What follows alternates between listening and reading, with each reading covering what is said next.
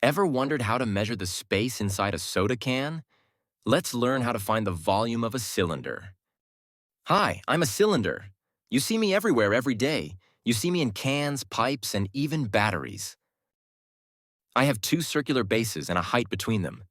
To find my volume, you need to know two things: my radius and my height.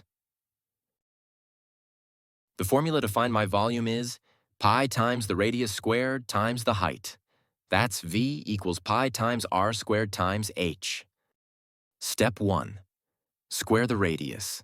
If the radius is 3 centimeters, that means 3 times 3 equals 9 square centimeters. Step 2. Multiply by pi. We'll use 3.14 for pi. Multiply r squared by 3.14, so that 9 times 3.14 equals 28.27.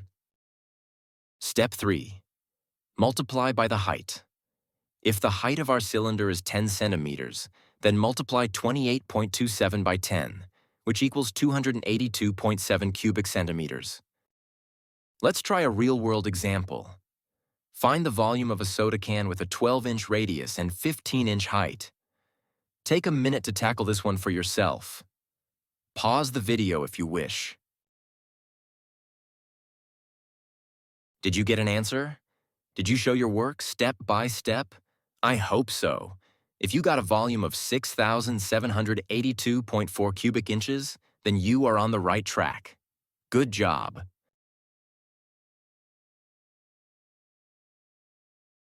Let's recap. To find the volume of a cylinder, just remember radius, height, and the magic formula. You did it. Now you know how to calculate the volume of any cylinder. Go fill the world with math magic. Like, share, and subscribe for more math tips. Thanks for watching. Keep exploring math and stay curious.